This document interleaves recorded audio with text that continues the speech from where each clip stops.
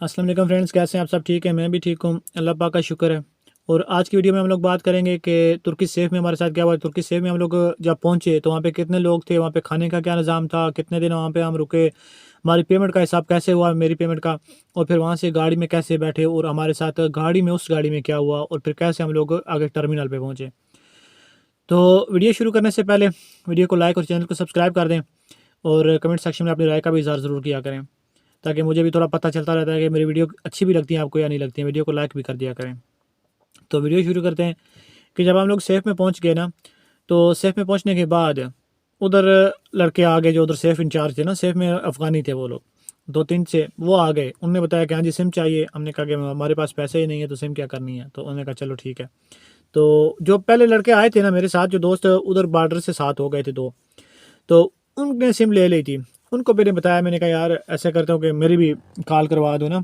तो जब हम लोग तुर्की सेफ में पहुंचे तो वो हमारा एजेंट था ना तुर्की वाला, इसके बंदे उधर सेफ में ना 3-4 पहले बैठे हुए थे। तो हम लोग दो हम भी पहुंच गए पीछे, मैं और गुजरा वाला दोस्त है, हम दोनों आ गए। हम लोग 6 हो गए अपने एजेंट के। तो जो पहले थे ना इन लोगों ने सिम ली हुई थी, तो जो नए आए उनमें से भी एक ने सिम ले ली। तो फिर इससे बात हो गई, मैंने बात की तुर्की एजेंट से। तो उसने कहा कि यार अपने घर में बात करो, अपनी पेमेंट ओके करवाओ। तो जैसे आपकी पेमेंट ओके होती है तो मैं आप लोगों को ना उधर से निकलवा लेता हूँ, तो आप लोग इस्तांबुल में आ जाओ। हमने कहा चलो ठीक है। मैंने घर में बात की, उधर आके मैंने अपने घर में बात की। पहली बात जो मेरी घर में बात हुई ना, वो तुर्की सेफ से हुई। मैंने सबसे पहले तो घर में बात की अम्मी से। अम्मी को मैंने बताया कि पहले तो हाल हवाल पूछा, क्योंकि रास्ते में तो बात ही नहीं हो रही थी। अपने भांजे से बात की, अम्मी से बात की। अम्मी को मैंने बताया कि मैं इधर आ गया हूँ। पहले तो वो गुस्सा हो गया थोड़ा कि तूने ऐसे जॉब छोड़ दिया, तू उधर चला गया, बताया भी नहीं है, घर में बच्चे हैं तुझे पता नहीं है। तो मैंने कहा अम्मी अभी जो होना था वो हो गया, मैं आ गया हूँ। तो अच्छा सोच के आया, तो अभी अल्लाह खैर करे मैं इधर पहुँच गया हूँ इंशाल्लाह। अभी मुश्किल नहीं है, अभी सारा कुछ ठीक हो जाएगा, तो आप परेशान ना हो। तो फिर वो थोड़ा खामोश हो गई। फिर मैंने उनको बताया, मैंने कहा कि अभी तो पेमेंट का मसला है, तो पेमेंट कैसे करनी है। उन्होंने बताया चलो अभी क्या करेंगे, तू इधर से जाते हुए बंदोबस्त नहीं करके गया था। तो मैंने कहा मेरा एक दोस्त था जिससे मैंने बात की थी, लेकिन अभी उसके साथ रब्ता नहीं हो रहा है, तो अभी पेमेंट तो करनी पड़ेगी, इधर तो मैं नहीं रह सकता। क्योंकि उधर सेव में ना रहने वाला कोई निज़ाम नहीं था। उधर कम अज़ कम 600 से ज़ायद बंदा होगा, 600-700 तक बंदा था। और शेड बने हुए थे ना इसी तरह, दो एक साइड पे इस तरह आमने सामने, और एक आगे सामने से, यानी एल शक्ल में ना। एल तो नहीं खैर कहेंगे इसको, यू शक्ल में कहेंगे कि दो ऐसे आमने सामने थे ना, तो एक आगे फ्रंट पे था ऐसे। तो उसमें बंदे ही बंदे हैं बहुत, और बंदे इतने ज़्यादा हैं ना कि उधर लेटने की सोने की जगह नहीं है, बैठने की जगह है। बैठने की जगह मिल जाए ना तो तब भी बड़ी बात है। उधर सिर्फ बैठ के टाइम गुजारना, जितना भी गुजारना, सारी रात बैठ के गुजारनी है, और दिन को भी बैठते ही रहना। बस लेटने के लिए सोने के लिए जगह नहीं है। तो उधर खाने के लिए क्या देते हैं, एक सोमी होती है, ये तुर्की में मिलती है। तो जो लोग तुर्की में आए हैं, जो दोस्त या जो इधर आगे यूनान में इटली में भी आ गए हैं, जो डेंकी लगा के, उनको पता है कि वो सोमी क्या है। वो ऐसे होती है जैसे रस नहीं होता पाकिस्तान में, इसी तरह की होती है, लेकिन वो थोड़ा सा इस तरह लंबी सी होती है। तो वो सोमी उन लोगों ने खुशक दी। वो खुशक नहीं बंदा खा सकता, वो चाय के साथ, दूध के साथ, या फिर किसी चीज़ के साथ बंदा खा सकता है। तो वैसे वो खुशक नहीं खा सकता बंदा, वो बहुत खुशक होती है, जैसे रस खुशक नहीं खा सकता बंदा।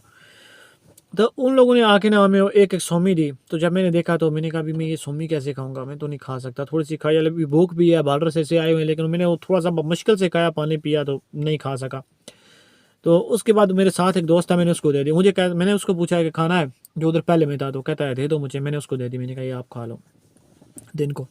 फिर मैंने एजेंट से बात की, तो एजेंट ने कहा कि पेमेंट करो। घर में मैंने बात की, जब अम्मी से बात की तो अम्मी कहते हैं अभी सारे भाइयों से बात करनी पड़ेगी सबसे, तो फिर बात बनेगी पेमेंट की, ऐसे तो पेमेंट नहीं हो सकती है।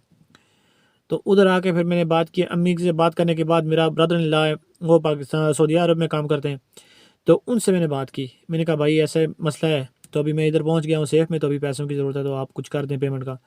तो मुझे कहने लगे कि यार पहले तो मुझे ये बताना कि तू गया क्यों है, क्योंकि वो मुझसे बड़े हैं। तो उनने मुझे खासा डांटा पहले तो, अच्छा खासा डांट दिया ना, क्योंकि सबको गुस्सा था, मैं छोटे छोटे बच्चे हैं पीछे, घर में सारा मामलात हैं, तो कौन सा सफ़र मैंने चूज़ कर लिया।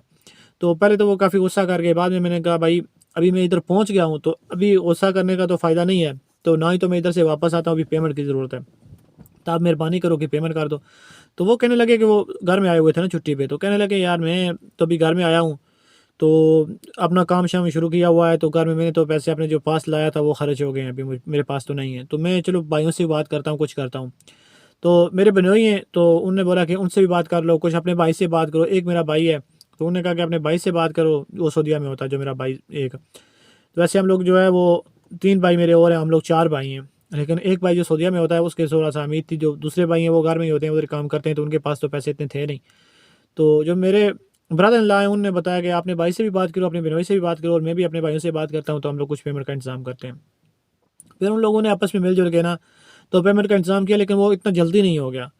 तो थोड़ी देर हुई ना, तो मैं अभी सेफ में ही था, मैंने बात कर ली थी, एजेंट से भी बात हो गई कि ठीक है पेमेंट हम लोग करवाते हैं। तो उस एजेंट का नंबर घर में भी दे दिया, घर वालों का नंबर, वो ब्रदर इन लॉ का नंबर मैंने उधर एजेंट को भी दे दिया। अभी उनके डायरेक्ट आपस में बात हो गई। जब उनके आपस में डायरेक्ट बात हो गई ना, तो मैं थोड़ा मुतमिन हो गया कि अभी चलो बात हो जाएगी। एजेंट ने मुझे बता दिया कि मेरी उनसे बात हो गई है। तो मैंने कहा चलो अभी उनसे बात हो जाएगी, तो अभी अल्लाह खैर करेगा। मैंने एजेंट से बताया कि अभी उनसे पेमेंट ले लेनी है। तो थोड़ी देर बाद ना उधर बंदा आ गया, वो कहता है कि जो हमारा एजेंट था ना उसका नाम लेके, कि आपके बंदे जो है ना उस एजेंट के बंदे किधर हैं। तो हम लोग खड़े हो गए सारे, दो चार पहले थे तो दो हम लोग बाद में आए, 6 हो गए सारे, तो 6 खड़े हो गए। हमने कहा कि चलो चलते हैं।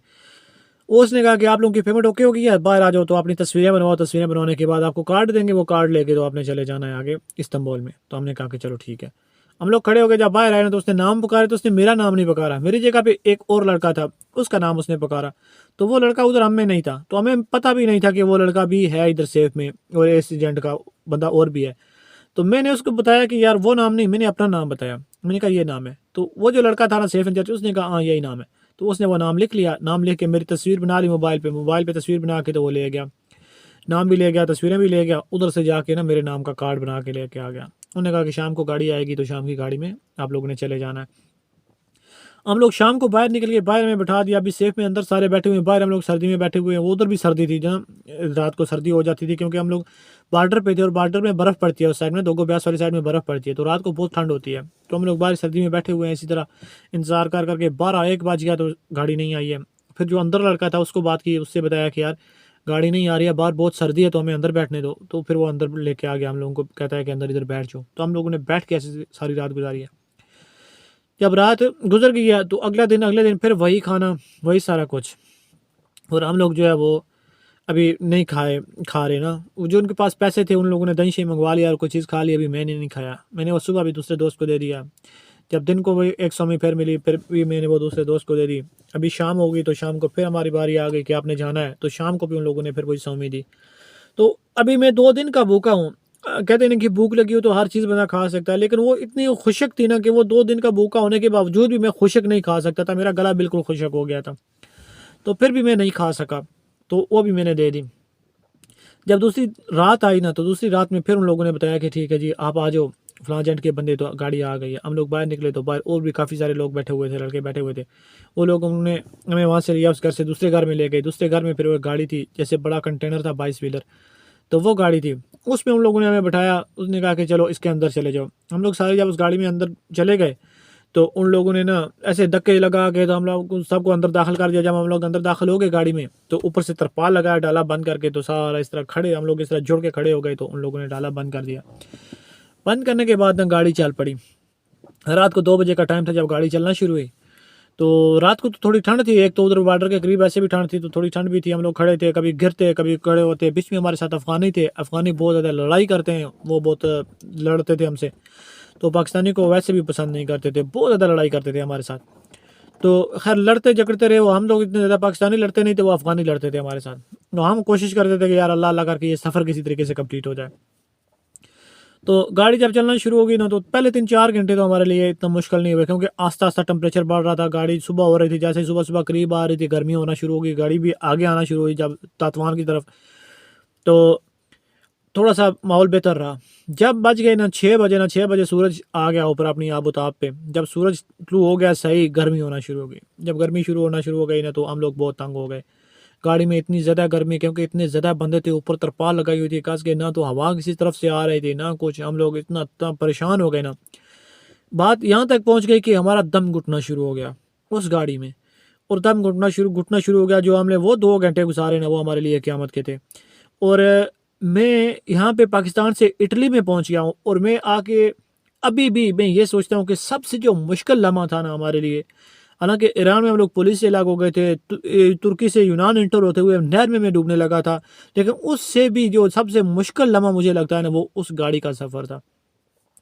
क्योंकि उस गाड़ी में हम लोग 2 घंटे जो हमने गुज़ारे थे ना, हमारे लिए क़यामत से कम नहीं थे। पहला घंटा थोड़ा-सा बेहतर था, जो उससे आगे वाला घंटा आया ना, तो उसमें हम लोग इस तरह गिरना शुरू हो गए, हमें बिल्कुल समझ नहीं आ रही है, पसीना आया हुआ है, गर्मी है, बीच में हबस इतना ज़्यादा है। और अगर वो गाड़ी आधा घंटा मज़ीद चलाता ना, तो हम लोग बेहोश हो जाते। उसने आधा घंटा अल्लाह करे कि हम उसने पहले उतार दिया हमें, अगर आधा घंटा वो गाड़ी और चलती तो हम लोग बेहोश हो जाते। फिर उसने एक जगह पे हम लोगों के आके उतार दिया, उधर आगे पुलिस चौकी है, तो उसने उतारा, कहता है कि इधर से चौकी क्रॉस करनी है पैदल। तो पैदल चौकी क्रॉस करने के बाद आगे रोड आएगी, रोड के साथ से जाना है आपने, तो आगे तातवान शहर है इटली का, जो पहला शहर है, तो ब्यास से आगे आते हुए, तो आपने तातवान चले जाना है। तो तातवान से फिर आपको टिकटें हो जाएंगी, तो वहाँ से फिर आपने आगे चले जाना है इस्तांबुल में। तो जो हमारा है ना ईरान बॉर्डर पे कोयटा से, वो तफ्तान बॉर्डर है। तो ये जो तुर्की का शहर है, ये तातवान है। तो क्योंकि इनके नाम मिलते हैं, तो मैंने कहा मैं आपको क्लियर कर दूं पहले कि ये तातवान है। तो हम लोग वहाँ से ना पैदल चलना शुरू हुए, और पैदल चलना शुरू हुए, हम लोग रोड के साथ साथ चल रहे थे। आगे से फिर पुलिस की गाड़ी आई, हम लोग उससे भागे, भाग के तो आगे इसी तरह भागते भागते बागों में से निकले। फिर एक मेन रोड थी, मेन रोड के नीचे एक पुल था, उस पुल के नीचे हम लोग जाके बैठ गए छुप के। उधर से फिर कॉल किया एजेंट को, जो हमारे साथ लड़के आए थे ना, और उनमें से भी फिर एक लड़का था जो इधर पहले तुर्की में रह के गया था, दोबारा पाकिस्तान गया हुआ था, फिर आ रहा था टंकी लगा के। तो उसने एजेंट से बात की कि यार हम लोग इधर हैं, तो इधर हमारे लिए गाड़ी भेजो, अगर गाड़ी नहीं आई तो हमारे पीछे पुलिस लगी, हम लोग पकड़े जाएंगे। फिर उधर से एजेंट ने दोबारा गाड़ी भेजी, हम लोग दिन को सारा इंतजार करने लगे। उधर आके मेरी पेमेंट का बन गया रोला, क्योंकि मेरी पेमेंट तो हो ही नहीं थी। तो अभी फिर जब मेरी पेमेंट की बात बनी, तो फिर बहुत मुश्किल हो गया हम लोगों को, उधर दिन काफ़ी इंतज़ार करना पड़ा, काफ़ी देर बाद जाके फिर मेरे मामलात क्लियर हुए, और फिर वहाँ गाड़ी आई और हम वहाँ से निकले। तो अभी मेरी पेमेंट का क्या रोला बना, कैसे फिर क्लियर हुआ, फिर उधर एजेंट ने मुझे रोक लिया, और फिर कैसे मैंने भी बात की, तुर्की वाले एजेंट से बात की, तुर्की वाले ने ईरान से बात की। सारा कुछ ओके करने के बाद फिर कैसे कितनी मुश्किल से वहाँ पे फिर शाम को गाड़ी आई, फिर वो गाड़ी ने हमें आके दियार बाकर के पास उतारा।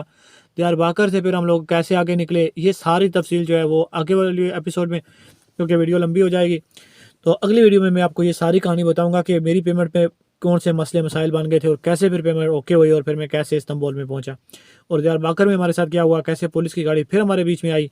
तो ये सारी वीडियो अगली में बात करूँगा, सारी बातें अगली एपिसोड में। तो जाने से पहले वीडियो को लाइक और चैनल को सब्सक्राइब कर दें। अपना बहुत सा ख्याल रखें। अल्लाह हाफिज़।